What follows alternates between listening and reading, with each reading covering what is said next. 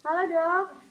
Halo. Alhamdulillah. Nah sekarang suaranya sudah jelas dok. Iya, aduh maaf Iya. nih gangguan ya. Iya biasa kalau online seperti ini biasanya suka banyak Iya. hambatan dok. Apa ya? Gimana Ada. dok? Apa kabar hari ini? Sehat dok? Alhamdulillah sehat. Gimana Sehat yang ya. lain sehat Iya. ya? Alhamdulillah teman-teman juga tadi. Hai, tadi mana dokter Anggia? Mana dokter Anggia katanya gitu. Udah pada nanyain dok. Iya. Gini dok. Ya. Mm-mm. Sebelum kita masuk ke materi, boleh dok disapa dulu teman-teman sahabat Raja Wali yang ada di rumah barangkali Ya. dok. Halo teman-teman semua. Ya, maaf ya tadi nunggu lama ya. Gimana kabarnya? Sekarang masih semangat ya untuk sambil ngabuburit menjelang buka puasa nih? Iya, amin. Mudah-mudahan Iya, masih kita semangat sambil ngabuburit, semangat tambah ya ilmu ya harus dok ya, ya. tambah ilmu Mm-mm. kesehatan. Eh Tadi dok saya sudah sampaikan terkait dengan Mm-mm. kondisi saat ini kaitannya dengan imunisasi dok. Ya. Itu banyak juga ternyata ibu-ibu yang bingung ya harus bagaimana nih mau melakukan imunisasi. Sebelum kita masuk ke topik itu dok, boleh diceritakan dulu barangkali dok pengamatan dokter nih di rumah sakit terkait dengan cakupan imunisasi saat ini masa Ya. pandemi dengan sebelumnya itu bagaimana dok? Ya, memang untuk di tempat kerja saya sendiri ya, di Hmm. Purwakarta dan saya yakin juga semua rumah sakit sama, khususnya pasti akan ibu-ibu tuh pasti ragu-ragu untuk membawa anaknya khususnya ke rumah Ya, sakit ya, apalagi ke klinik gitu, karena mereka khawatir kan dengan adanya pandemi COVID seperti ini. Cuma betul. memang kita sendiri menerapkan peraturan yang agak berbeda dibandingkan sebelum pandemi. Karena memang sesuai rekomendasi IDAI atau Ikatan Dokter Anak Indonesia, Anak Indonesia ya. betul, memang kita harus tetap menghimbau agar vaksin dilakukan sesuai dengan jadwalnya apabila memungkinkan.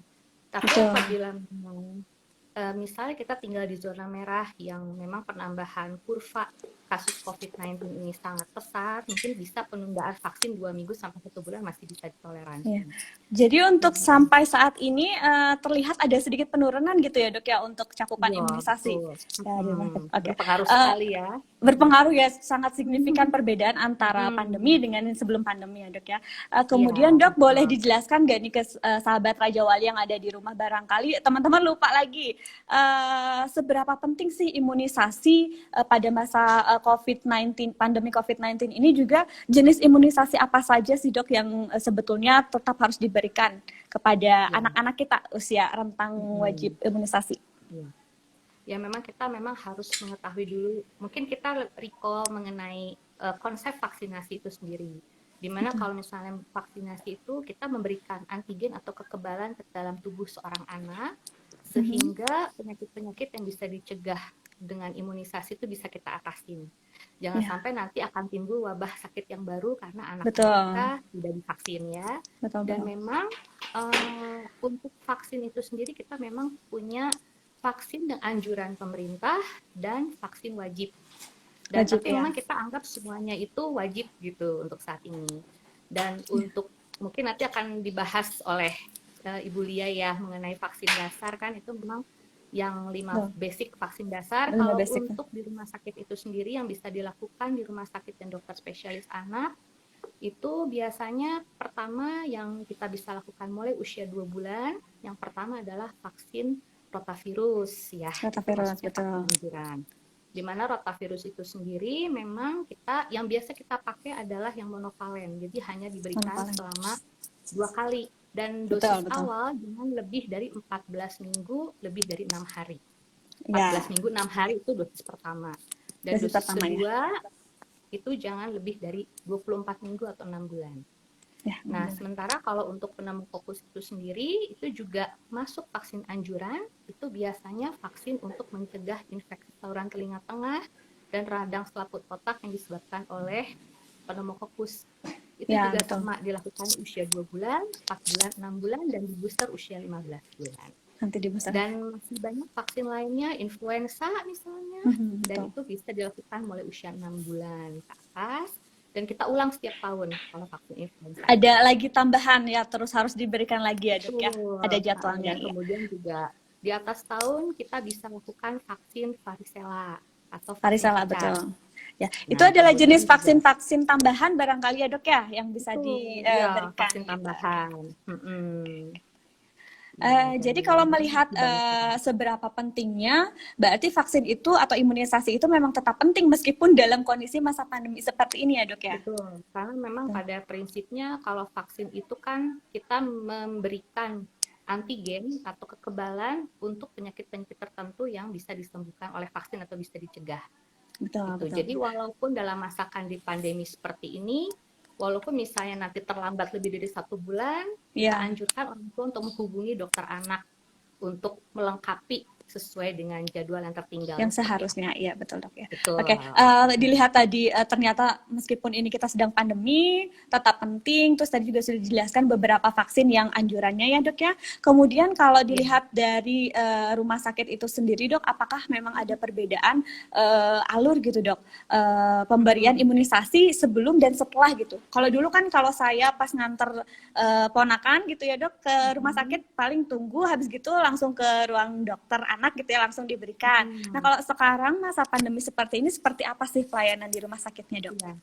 Pelayanan di rumah sakit atau klinik tempat saya bekerja khususnya memang kita sekarang lebih selektif dan membatasi kunjungan dan kita Betul. memang sebisa mungkin memisahkan jadwal antara jadwal anak untuk konsultasi sakit dengan konsultasi vaksin, jadi Oh dipisahkan. iya. Dan selain Lebih itu safety juga juga gitu kan ya dok ya? betul, Agar dan lebih memang safety. kita juga menyediakan juga, jadi memang dari awal yang kita pentingnya itu adalah deteksi dininya atau screening. Deteksi dini betul. Jadi ketika anak tersebut diantar oleh orang tua atau yang penunggunya juga kita periksa juga screening, Periksa. termasuk pertanyaan-pertanyaan ya, apakah Oh sebelumnya ditanyakan pernah dulu. dari daerah endemis, kemudian selain pengukuran suhu juga apakah Diperiksa memang dulu gitu ya dok ya? diperiksa dulu lebih detail termasuk gejala-gejala batuk pilek, ada sesak nafas atau tidak. Dan kalau misalnya pasien tersebut berhasil kita vaksin dan memang alur masuknya pun berbeda dengan anak sakit, termasuk jamnya pun kita atur Bedakan, sedemikian rupa. atur. Okay. Jadi artinya memang Hmm. ada regulasi baru yang dilakukan, digunakan menghadapi kondisi pandemi seperti ini ya dok ya? Betul sekali, iya. Kenapa saya tanyakan seperti itu? Karena regulasi rumah sakit tentunya nanti akan berpengaruh terhadap persiapan ibu di rumah nih kalau mau ke rumah sakit gitu kan ya dok ya.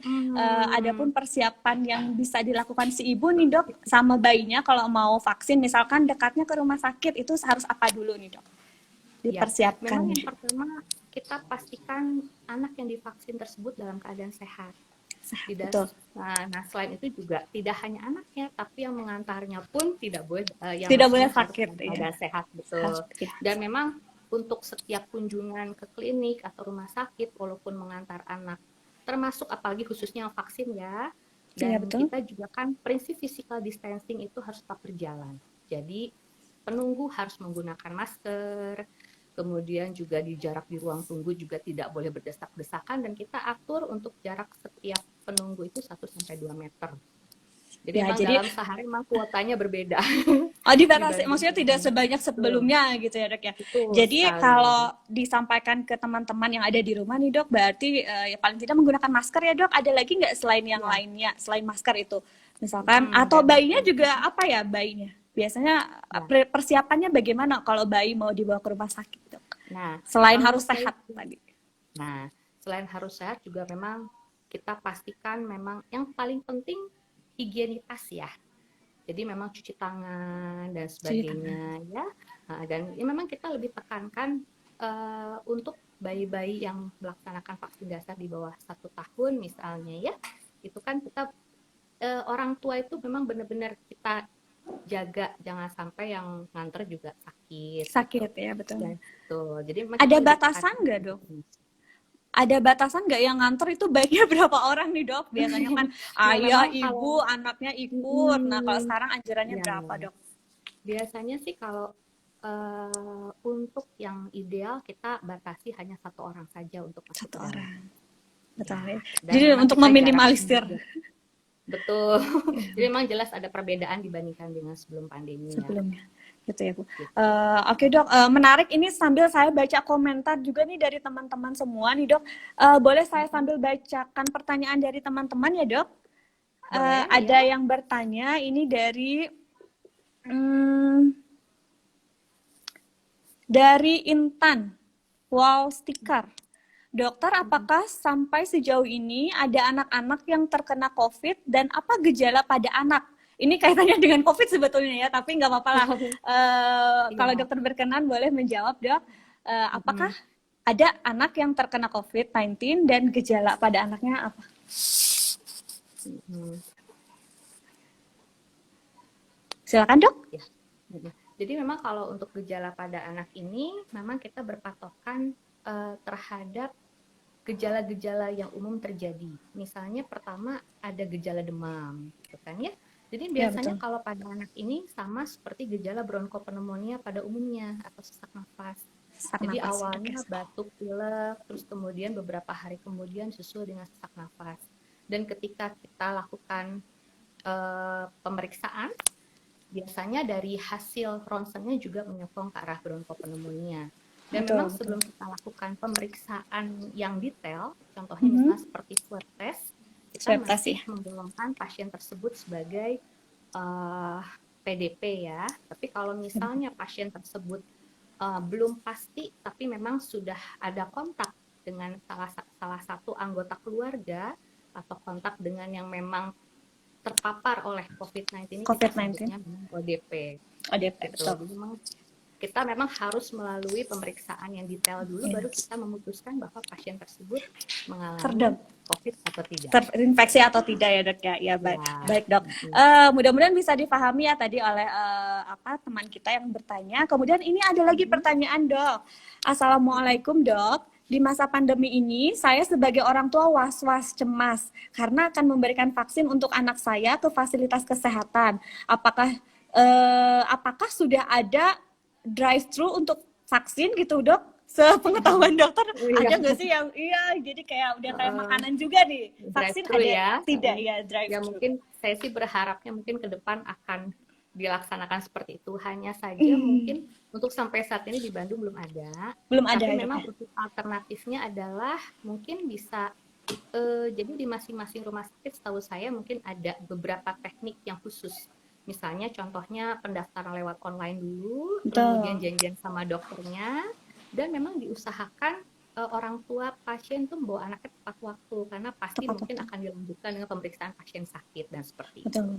Intinya Mungkin kedatangan tuh layanan harus online ya. seminimal mungkin, ya gitu ya, Dok ya? Betul, karena Waktu pasti yang kunjungan pun akan dibatasi. betul. Dok, ada lagi nih yang mau bertanya. Ternyata banyak sekali yang antusias dengan topik kita sore hari ini karena memang topiknya aplikatif ya, Dok.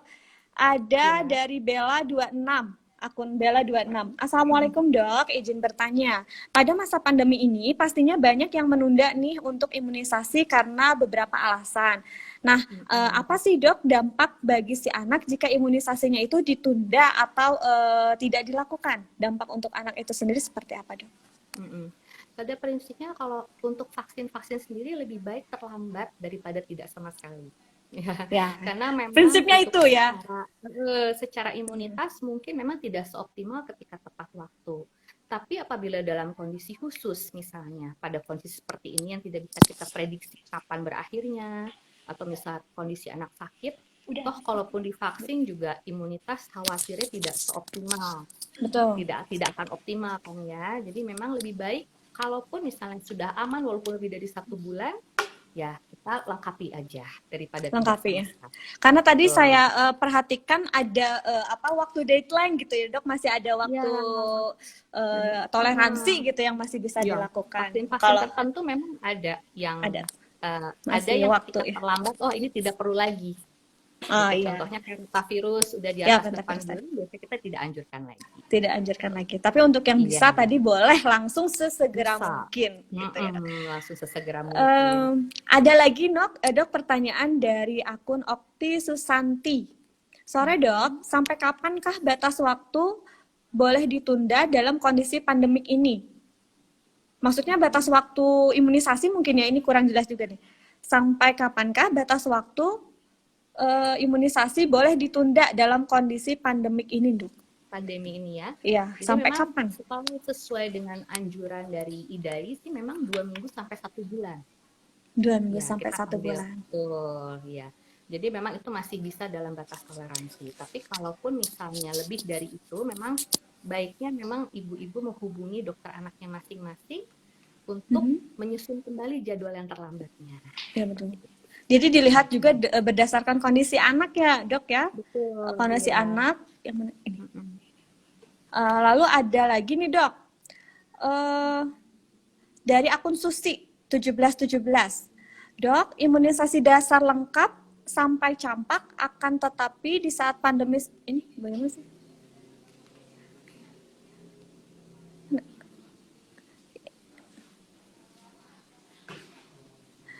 Oh, mohon maaf, Dok. Ini ada yang bertanya, eh, anak saya sekarang usianya 4 bulan nih, Dok.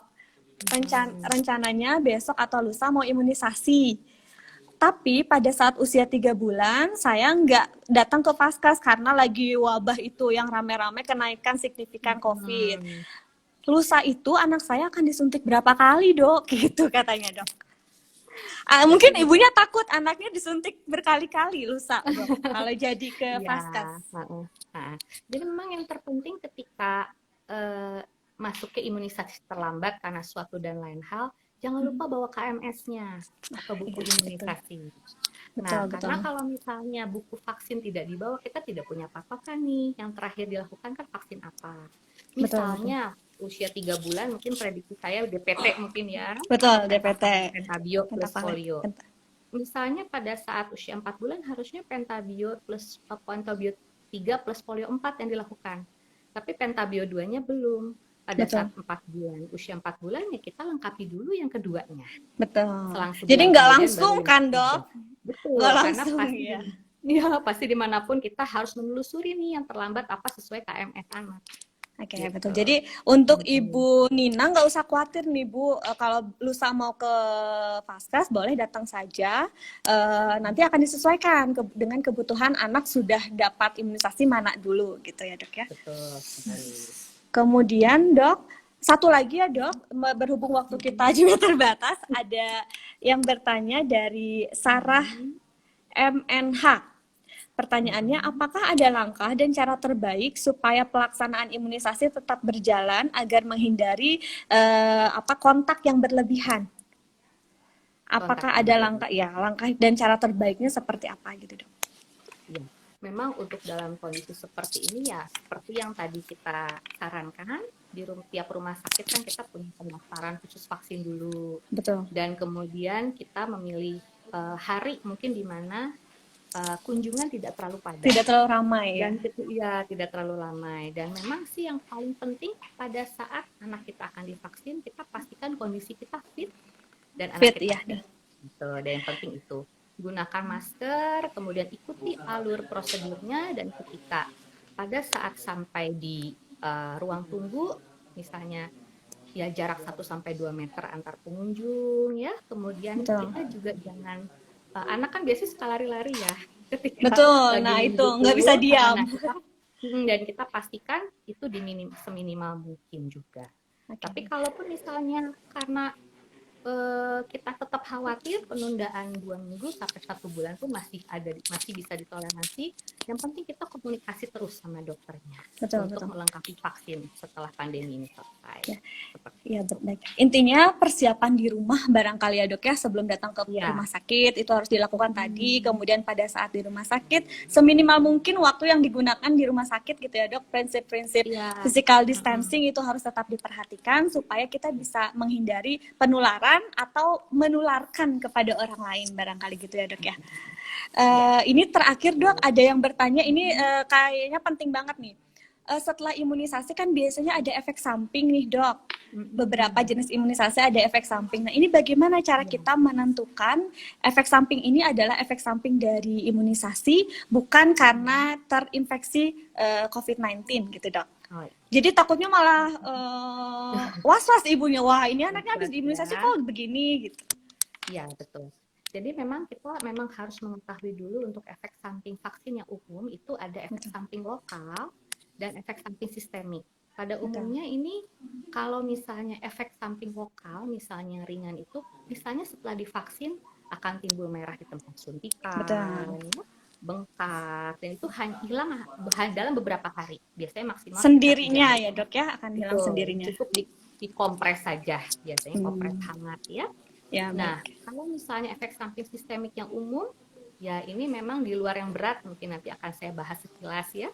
Kalau misalnya Ya, untuk efek samping sistemik rata-rata biasanya demam, demam. tapi memang anak tersebut tidak ada batuk pilek seperti kondisi Ko- COVID-19 COVID-19 kan ya, itu ya. yang Nah, berbeda ya dok ya, berbeda yang ya. berbeda itu. Kalau misalnya memang efek samping yang berat, biasanya karena efek vaksin, biasanya anak tersebut bisa sampai shock, biasanya Betul. itu memang efek yang terberatnya, tapi jarang. Jarang Atau ya dok ya. alergi terhadap reaksi suntikan. Jadi memang berbeda sekali gejalanya Berbeda. dibandingkan gejala COVID-19. COVID-19. Jadi nggak usah khawatir Betul. ibu-ibu, kalau misalkan hanya demam yang ringan ya dok ya, tidak Iya. ada tambahan batuk atau pilek, itu mungkin adalah efek dari imunisasi ya dok ya. Ya, Gitu. memang Jadi karena nggak pada usah khawatir. prinsipnya sebelum vaksin kita screening dulu kan ya. Jadi Ya ketika betul, aman betul. baru kita izinkan vaksin. Baru kita izinkan. Ya, oke. Menarik sekali perbincangan kita sore hari ini, dok. Ini sebetulnya banyak sekali teman-teman yang bertanya ke dokter, hanya karena keterbatasan waktu tidak bisa kita sampaikan di sini. Untuk teman-teman barangkali kalau ada masih pertanyaan, boleh langsung di-follow barangkali ya, dok ya. Di Instagram dokter @farah_dr_anggia. Gitu ya, dok ya. Nanti boleh di DM pertanyaannya, atau boleh nggak kalau ke WhatsApp, dok? Boleh ya? Udah. Nomor WhatsApp-nya boleh dicatat ya teman-teman. Barangkali mau konsultasi 0811 1181 042. Saya ulangi kembali ya. Nomor Dokter Anggia kalau teman-teman mau berkonsultasi 0811 1181 042 atau follow akun Instagram Dokter Anggia. Boleh ditanyakan DM langsung, insya Allah dibalas ya dok, dijawab gitu. Diberikan jawaban. Itu saja barangkali. Terima kasih sekali kami ucapkan dok atas kebersamaan kita. Terima kasih atas waktunya. Himbauan terakhir barangkali dok untuk teman-teman yang ada di rumah terkait dengan pelaksanaan imunisasi ini. Silakan dok. Ya. Untuk ibu-ibu yang mungkin mempunyai anak-anak yang sebelum pandemi belum melengkapi vaksinnya, saran saya segera hubungi dokter anak terdekat dengan membawa buku imunisasi. Karena vaksin tersebut sangat penting, lebih baik terlambat daripada tidak dilakukan. Tidak sama sekali ya betul. Ya? Ya. Ada lagi dok? Ini itu saja. Cukup ya. Terima kasih sekali lagi kami ucapkan atas waktunya. Kita bertemu di lain kesempatan ya dok. Mudah-mudahan ada lagi kegiatan seperti ini. Iya. Mari dok, selamat sore. Salam untuk keluarga. Assalamualaikum. Assalamualaikum. Waalaikumsalam. Nah, teman-teman, tadi sudah kita berbincang banyak ya dengan Dokter Anggia terkait bagaimana cara kita melakukan imunisasi di rumah sakit, kemudian imunisasi anjuran apa saja, kemudian tadi juga sudah dijelaskan efek samping yang umumnya akan ditemui kalau melakukan imunisasi seperti apa. Juga tadi sudah ada tips-tips untuk teman-teman yang di rumah kalau mau melakukan imunisasi ke rumah sakit. Ngapain dulu nih, tadi sudah dijelaskan. Sekarang saya akan bergabung dengan narasumber kita yang kedua, seorang bidan yang masih muda, cantik, pintar, dan untuk karir kerja sudah tidak bisa kita ragukan lagi ya. Beliau adalah Ibu Lia Kamila, Sarjana Sains Terapan, Magister Kebidanan. Saat ini beliau ada klinik atau praktek mandiri bidan di wilayah Ranca Ekek ya. Jadi kalau teman-teman yang dekat di situ boleh mampir ke Ibu Bidan Lia Kamila. Saat ini juga beliau adalah seorang pendidik di institusi Kesehatan Raja Wali. Beliau adalah seorang ketua prodi D3 Kebidanan. Langsung saja barangkali kita undang. Sebentar, kita coba lihat. Belum ada tampaknya Ibu Bidan Lia bergabung bersama kami. Nah, sudah ada. Sambil informasi ya teman-teman, terkait sertifikat, nanti dari tim kami akan menghubungi teman-teman semua untuk prosesnya. Ini sudah ada Ibu Bidan Lia. Ya. Assalamualaikum, selamat sore Bu. Waalaikumsalam, selamat sore Bu Mira, selamat sore teman-teman yang lainnya. Tuh, udah disapa sama Bu Bidan Lia. Sehat Bu hari ini? Alhamdulillah sehat. Bu Mira sehat? Alhamdulillah sehat Ibu. Mudah-mudahan kita sehat selalu. Semangat terus puasanya ya Bu ya. Bu, tadi kita sudah berbincang dengan Dokter Anggia terkait dengan pelaksanaan imunisasi, tapi ranahnya di rumah sakit nih. Tadi juga sudah dijelaskan bagaimana tips-tips kalau kita mau melakukan imunisasi di rumah sakit, juga banyak sebetulnya. Dengan Ibu saya akan berdiskusi terkait dengan bagaimana pelaksanaan imunisasi di Vaskes tahap pertama ya Bu ya, salah satunya adalah di PMB atau di puskesmas gitu. Juga minta dijelaskan bagaimana jenis-jenis imunisasi wajib rentan usia anak 1 mungkin ya Bu ya. Silakan Ibu, Kak, waktu dan tempat kami persilahkan. Oke, terima kasih Bu Mira. Assalamualaikum warahmatullahi wabarakatuh. Di sini saya mau nyapa dulu nih, udah banyak yang nyapa, ada dari teman-teman mahasiswa, dari alumni juga, semuanya Assalamualaikum, semoga kita semua tetap dalam keadaan sehat ya di tengah kondisi pandemi COVID-19 ini. Ya Bu Mira, sesuai dengan tema yang akan saya berikan hari ini, kalau tadi Dokter Anggia banyak membahas tentang pelaksanaan imunisasi di rumah sakit. Di sini akan kita bahas pelaksanaan imunisasi di Vaskes dasar ya, di puskesmas, di praktek mandiri bidan, di klinik. Ya, juga nanti akan ada beberapa tips bagaimana kalau ternyata tempat praktek yang biasa kita kunjungi ternyata meniadakan sementara pelayanan imunisasi ya. Ya Bu Mira dan juga teman-teman yang lain, pandemi COVID-19 ini membuat beberapa negara menunda pelaksanaan imunisasi. UNICEF sendiri mencatat ada 25 negara yang menunda pelaksanaan dan juga kampanye untuk imunisasi. Dan ini pastinya akan berdampak kepada cakupan imunisasi global pada anak ya. Nah, kalau sudah terganggu cakupan imunisasi globalnya, tentunya akan mengancam berjangkit penyakit yang telah ada seperti polio, campak, kolera, dan juga yang lainnya. Nah, saat ini orang tua itu khawatir ya, terutama orang tua yang mempunyai anak umur di bawah 2 tahun. Karena anak umur di bawah 2 tahun ini masih perlu diberikan imunisasi wajib dasar dari yang dianjurkan oleh pemerintah. Karena seperti kita tahu bahwa yang namanya rumah sakit, puskesmas, klinik, tempat praktek bidan, itu kan tempat berkumpulnya orang-orang sehat dan juga orang-orang yang sakit ya. Ya, jadi kan ada kekhawatiran orang tua untuk datang ke fasilitas kesehatan walaupun itu hanya sekedar untuk imunisasi. Nah, sementara kekebalan tubuh seorang anak itu berbeda dengan kekebalan tubuh orang dewasa ya. Salah satu untuk membackup kekebalan itu yaitu salah satunya dengan imunisasi. Nah, sehingga imunisasi ini seperti yang tadi disampaikan juga oleh Dokter Anggia lebih baik terlambat daripada tidak sama sekali. Ya.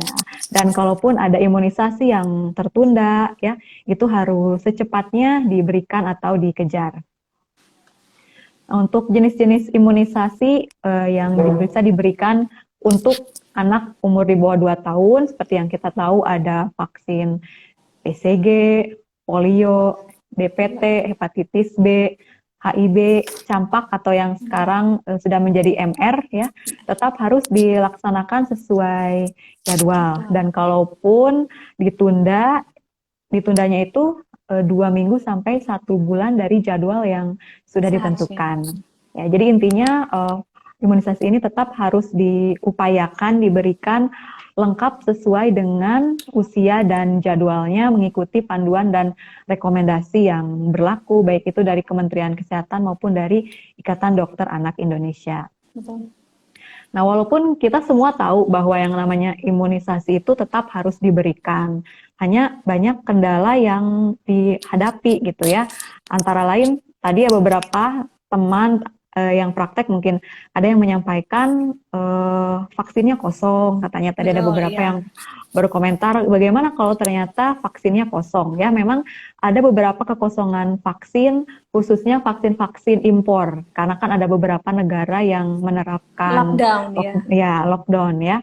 Kemudian beberapa fasilitas imunisasi juga tutup ya, jadi sudah datang ke tempat praktek ibu bidannya, tapi ternyata Tidak ada sementara ibu pelayanan ya. bidannya ya tidak memberikan pelayanan imunisasi karena terkait juga peraturan mungkin ya, anjuran Juga. dari pemerintah ya. Kemudian juga ada beberapa yang sudah terbiasa menggunakan fasilitas jaminan kesehatan, tapi karena fasilitasnya ditutup sehingga dia harus pergi ke klinik swasta, Betul. sehingga harus mengeluarkan uang, kan Uang tambahan. tidak semua bisa seperti itu gitu ya. Dan juga beberapa orang tua yang memang khawatir atau enggan untuk membawa anaknya untuk pergi keluar rumah. Nah, jadi kalau di sini ada ibu-ibu bidan yang bekerja di puskesmas atau klinik mandiri, kalau memang masih ada pelayanan imunisasi, itu memang sebaiknya untuk mengatur pemisahan pelayanan imunisasi dengan pelayanan MTBS atau bayi sakit ya. Jadi intinya jangan sampai bayi-bayi ini berkerumun dengan pasien-pasien yang lainnya. Kemudian juga kita sebelum dan sudah waktu pelayanan tetap harus membersihkan semua perlengkapan sesuai dengan panduan pencegahan infeksi. Infeksi COVID-19. Kemudian ibu-ibu yang mau datang ke tempat praktek bidan atau ke klinik, itu sebaiknya membuat janji ya dengan ibu-ibu bidannya. Janjian dulu gitu ya. Janjian dulu ya. Sekarang kan sudah banyak rasanya grup-grup WhatsApp ya, ibu-ibu bidannya membuat grup WhatsApp untuk pasien-pasiennya gitu ya. Nah, di situ kan bisa menjadi forum komunikasi ya. Kapan saya harus datang ya. Kemudian kalau ternyata tidak bisa datang tapi ada keluhan kan juga bisa didiskusikan di situ. Konsultasi. Ya. Kemudian di pendaftaran harus ada proses triase ya, terutama untuk orang tua atau pengasuh atau pengantar. Jadi ditanyakan riwayat penyakitnya, apakah beberapa hari ini mengalami demam atau misalnya bepergian ke daerah yang sudah terjangkit corona. Kemudian orang tua dan bidan juga sama-sama memastikan bahwa pelayanan imunisasi sudah tercatat dengan baik dan kapan bayi tersebut harus melakukan kunjungan ulang berikutnya. Kemudian ya protokol lain seperti masker gitu ya, itu tetap hanya untuk bayi tidak menggunakan masker ya. Mungkin jadi kalau nggak usah ya Bu ya? Ya, kalau untuk bayi tidak ya. Kalau untuk bayi bisa menggunakan penutup, misalnya penutup untuk ibunya kalau memberikan ASI kan suka ada ya penutupnya, atau ditutup dengan selimut ya, bisa betul. Ya. Hand sanitizer juga dibawa, walaupun sekarang sih kalau kita lihat di tempat-tempat umum sudah ada tempat sudah disediakan ya. So. Kemudian juga kita selalu menerapkan prinsip physical distancing, jaga jarak dengan pasien yang lain, terutama anak-anak ketika dibawa ke tempat fasilitas kesehatan. Kalau anaknya sudah bisa lari, sudah bisa jalan, nah itu kan harus dijaga ya, jangan sampai dia berkeliaran di sekitaran paskes, kemudian memegang benda-benda yang sudah terkontaminasi ya. Dan kalau sudah selesai, segera pulang ke rumah ya. Jadi jangan mampir dulu. Ya, jangan mampir dulu ya. Mampir dulu ibu-ibu, ya, langsung pulang. Langsung pulang. Jadi sebisa mungkin, sesingkat mungkin kita menghabiskan waktu di luar rumah ya. Gitu. Kalau ternyata ibu memilih untuk tidak menunda imunisasi. Tapi kalau ibu ragu, takut untuk pergi ke vaskes itu dan ingin menunda imunisasi, silakan untuk dikonsultasikan kembali ke bidan atau ke dokter anaknya. Nah, kemudian tadi juga ada yang bertanya ya, jadi vaksin apa saja sih yang harus diberikan selama masa pandemi ini? Ya, tadi yang tambahan sudah disampaikan oleh Dokter Anggia. Ya, betul. Kalau yang wajib yang dari pemerintah itu segera setelah lahir adalah hepatitis B0 dan OPV 0. Usia 1 bulan itu BCG, kemudian usia 2 bulan pentavalen 1 dan OPV 1, Usia 3 bulan, pentavalen 2 dan OPV 2. Usia 4 bulan, pentavalen 3, OPV 3, dan IPV. Atau bisa juga diganti dengan heksavalen, yaitu pentavalen dan IPV. Nanti usia 9 bulan diberikan MR yang pertama. Usia 18 bulan, pentavalen 4, OPV 4, dan MR yang kedua. Cukup banyak berarti ya Bu ya? Ya, yaitu Usia 1 tahun imunisasi pertama wajib. ya 0 sampai 18 bulan. 18 bulan. Itu yang wajib dari pemerintah. Ya, sedangkan tadi untuk tambahannya itu bisa didapatkan di rumah sakit. Sedangkan untuk imunisasi dasar yang wajib itu bisa didapatkan selain di rumah sakit juga bisa didapatkan di vaskes-vaskes dasar pertama, ya. seperti praktek mandiri bidan, klinik dokter, puskesmas, dan juga klinik. Nah, kemudian berapa lama sih batas maksimal penundaan pemberian vaksin untuk setiap jenis vaksin-vaksin yang sudah disebutkan tadi? Untuk HB0 itu maksimal sampai usia 7 hari, BCG sampai 2 bulan, pentavalen 1 sampai 3 itu maksimal hingga usia 11 bulan. Untuk OPV 0 itu bisa bersama dengan BCG, OPV 1 sampai 3 itu maksimal sampai 11 bulan. 11 bulan ya. IPV itu sampai 11 bulan. Kebetulan saya baca ada yang tanya kalau IPV paling telat sekali itu masih sampai kapan bisa, ya? Ya, sampai 11 bulan.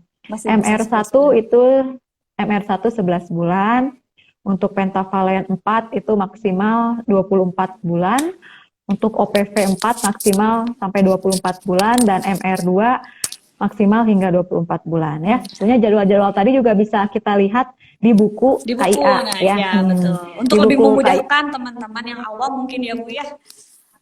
Ya, di buku KIA nanti bisa dilihat ada jadwal imunisasi, kan ada tabel-tabel warna ya, ada warna kuning, ada warna putih, ada warna abu-abu.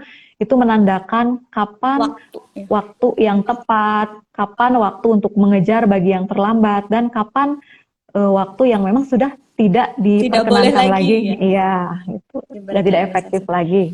Ya. Jadi bukunya nggak boleh hilang ya Ibu-ibu. Iya, jangan hilang. Sebagai pengingat kita, karena biasanya suka lupa gitu. Itu bisa dilihat di situ.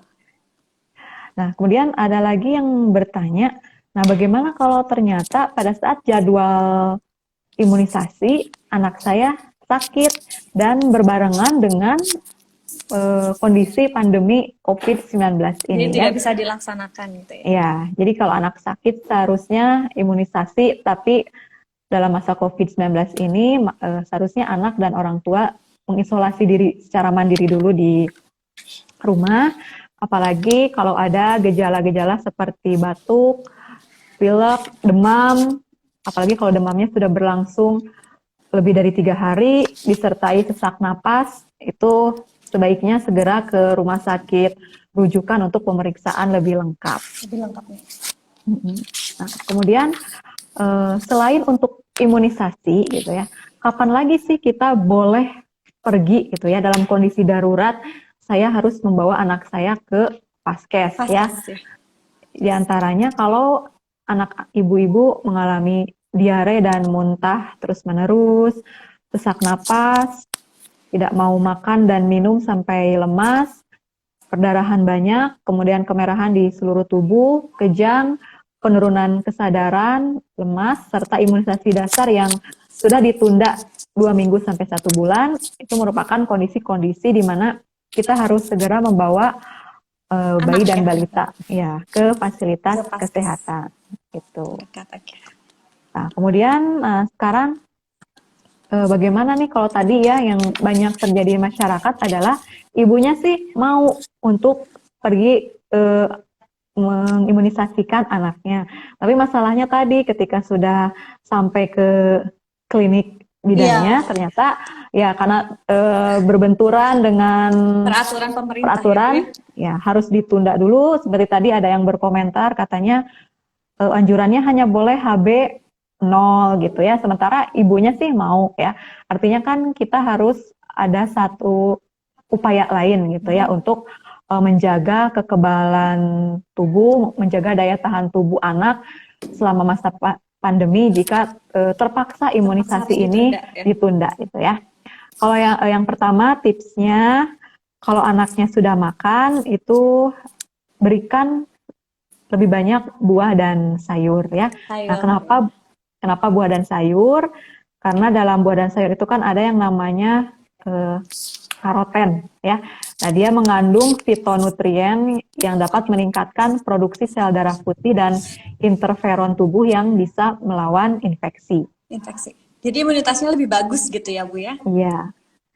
Nah, kemudian meningkatkan waktu tidur ya. Jadi bayi dan balita ini memerlukan waktu tidur yang cukup.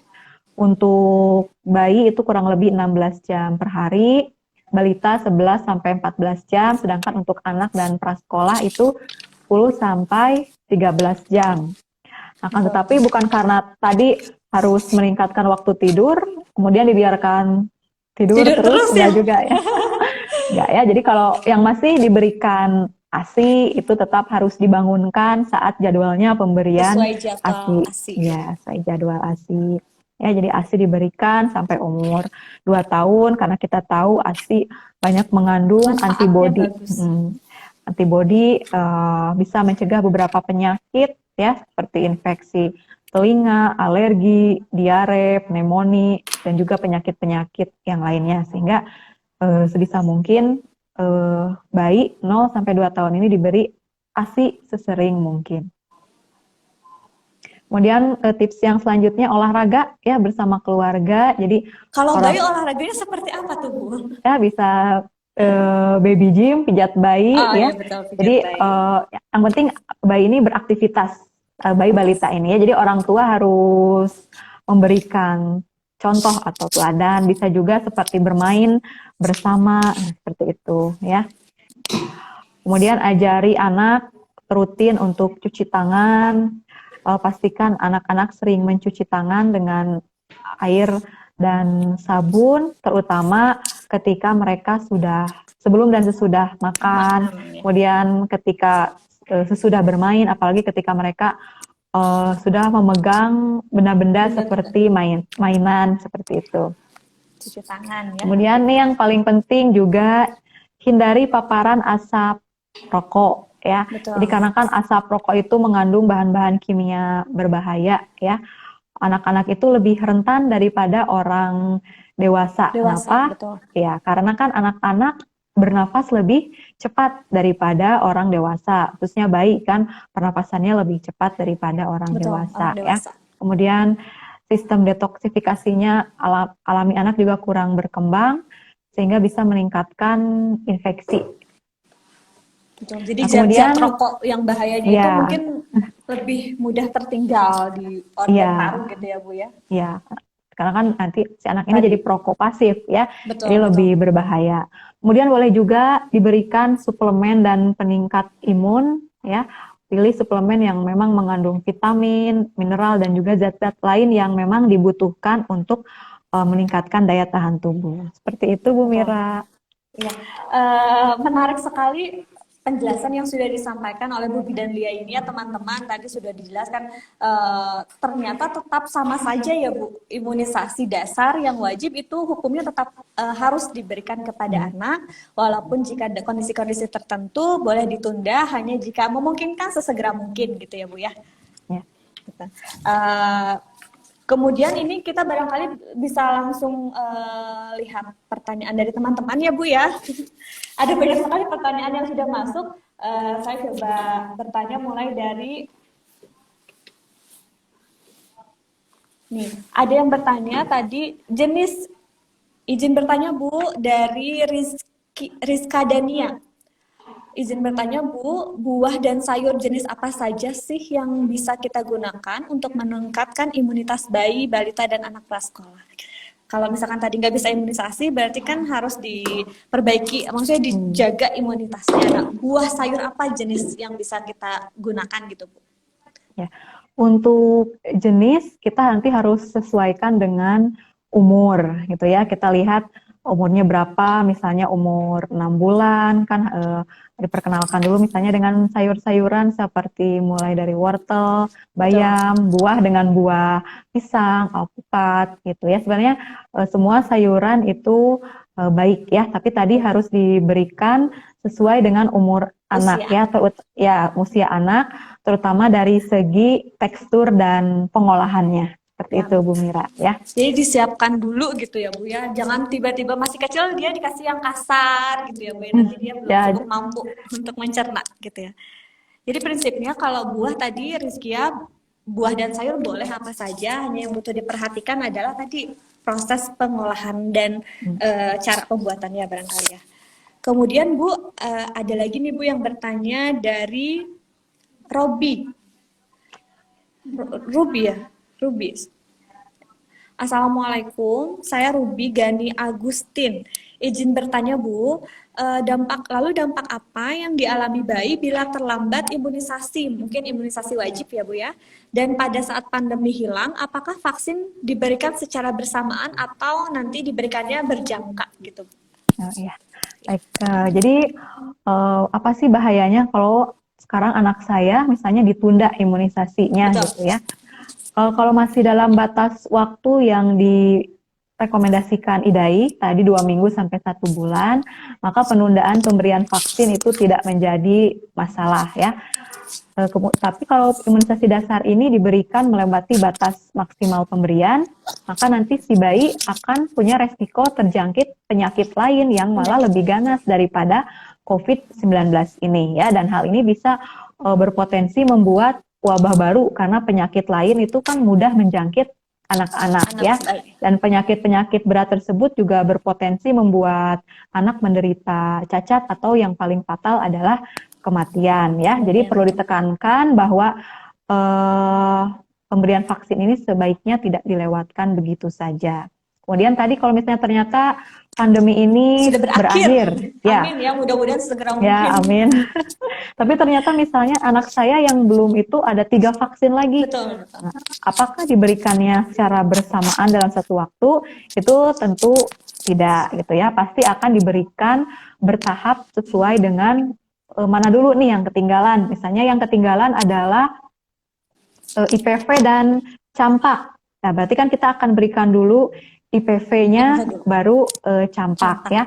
Ya, kecuali DPT dan IPV itu ada yang bisa diberikan secara bersamaan ya, yaitu yang umur 4 bulan itu kan diberikan paha kanan kiri ya, ada pentavalen, kemudian juga diberikan IPV gitu. Jadi nanti diberikannya tidak semua disuntikan langsung, pastinya akan bertahap sesuai dengan mana dulu yang dulu tertinggal seperti itu. Jadi ada yang didahulukan ya seperti yang tadi disampaikan juga oleh Dokter Anggia, dilihat dulu yang belumnya itu apa gitu ya. Oleh karena itu bukunya jangan lupa ibu-ibu harus dibawa supaya nanti terlihat rekam anak-anak imunisasinya yang sudah dapat apa saja gitu ya. Bu masih ada yang bertanya nih Bu. Boleh, silakan. Dari akun Suminar_ZN.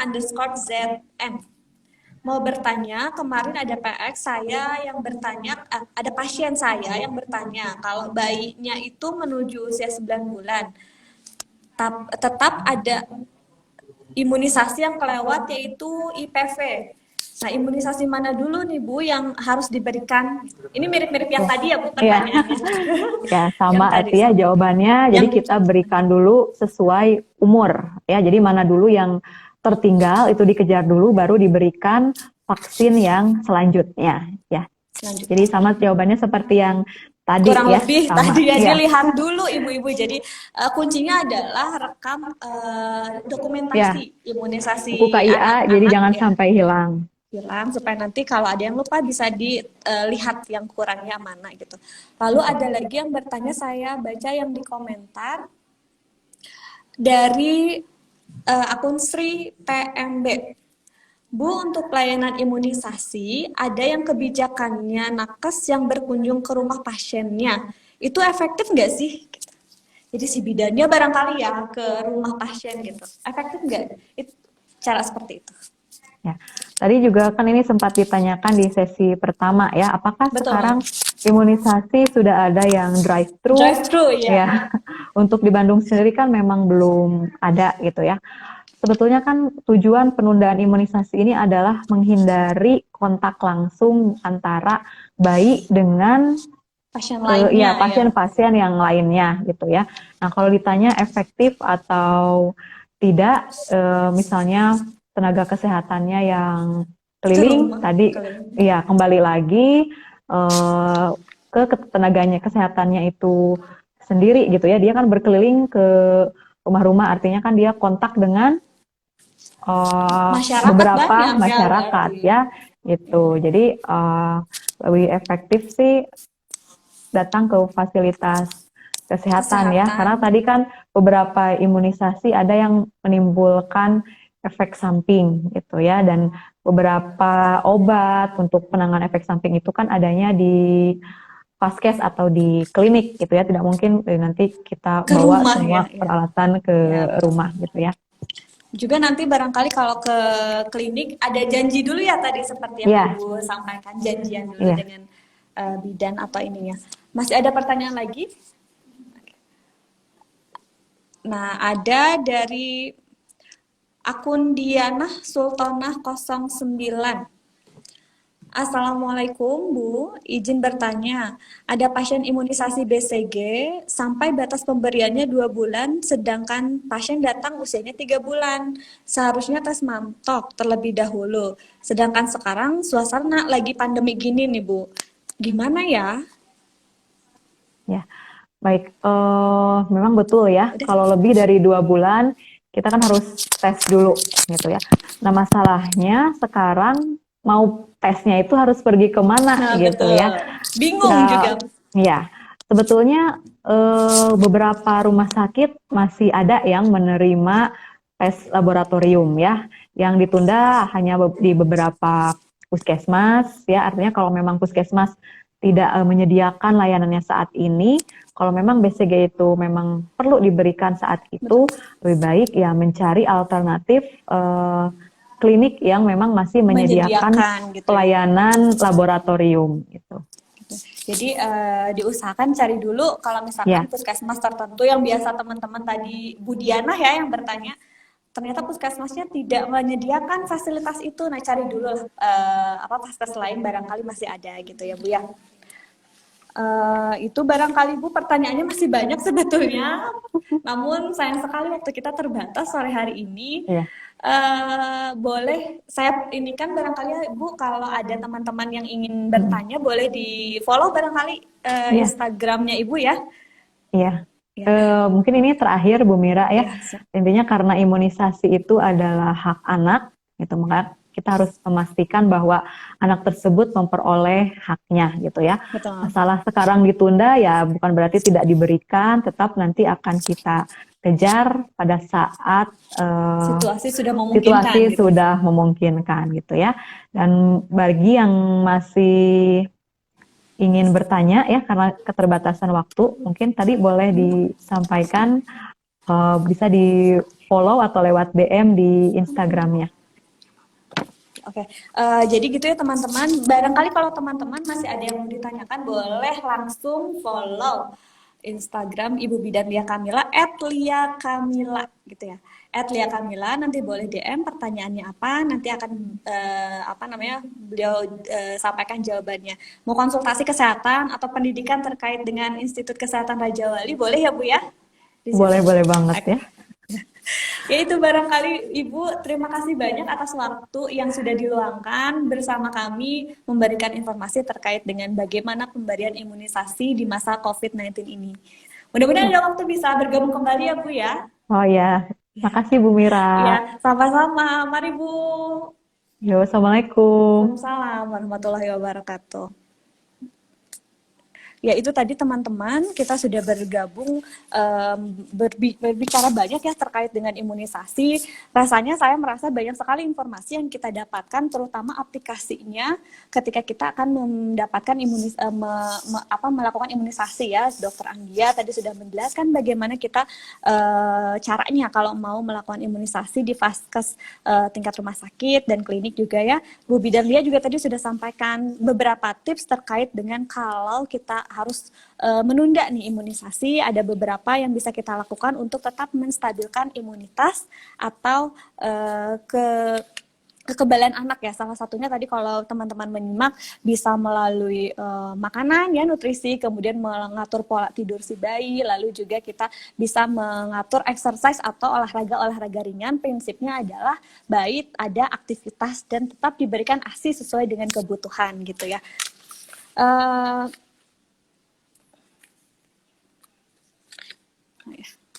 Ya, itu barangkali teman-teman untuk topik kita hari ini. Sebelum saya tutup ya, saya mau coba lihat dulu pertanyaan dari teman-teman. Ada lagi yang tadi saya sudah jelaskan ya terkait dengan pendaftaran sudah dibuka teman-teman. Bagi teman-teman yang mau bergabung bersama kami di Institut Kesehatan Raja Wali, boleh sekali menghubungi Instagram ID ini lewat DM atau bisa lewat WhatsApp ya. Bisa lewat WhatsApp dihubungi nomor 0851 0275 1162.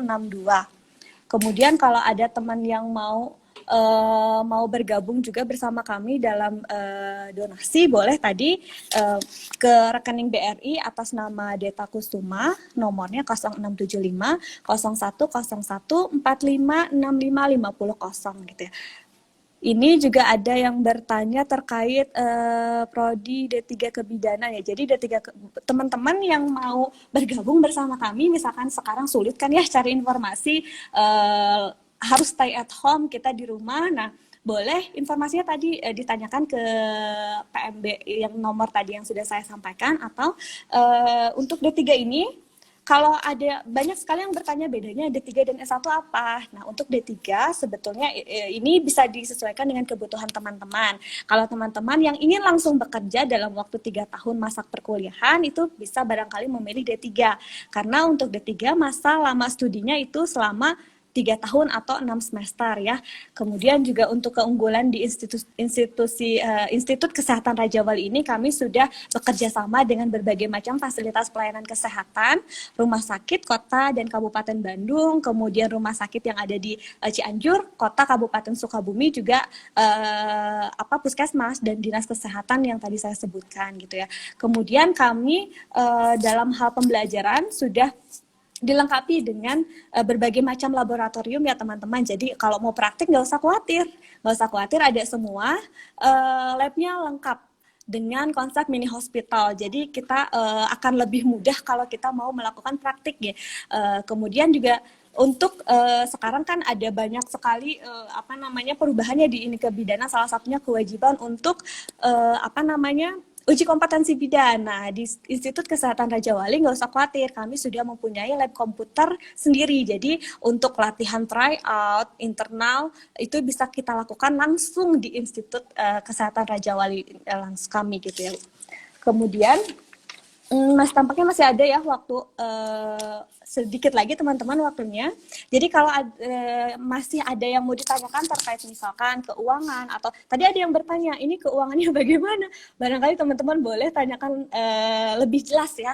Mau respon cepat ke WhatsApp yang tadi saya sudah sampaikan, atau ada nomor WhatsApp langsung di bio Instagram @stikes Raja Wali Bandung. Itu di situ ada nomornya. Insya Allah nanti tim kami akan cepat merespon informasi yang teman-teman hendak butuhkan gitu ya. Kemudian teman-teman, saya juga ada yang bertanya juga ini terkait sertifikat. Nah, untuk sertifikat jangan khawatir, kami akan berikan sertifikatnya. Sertifikat yang diproses adalah sertifikat teman-teman yang sudah registrasi, dihimpun oleh tim kami, kemudian mengikuti 2 kegiatan webinar hari ini dan besok tanggal 13 ya. Besok topiknya tidak kalah menarik, itu nanti kita akan menjelaskan, menghadirkan narasumber yang sama, tidak kalah menariknya juga, tidak kalah kualifatnya juga, membahas terkait dengan bagaimana sih cara kita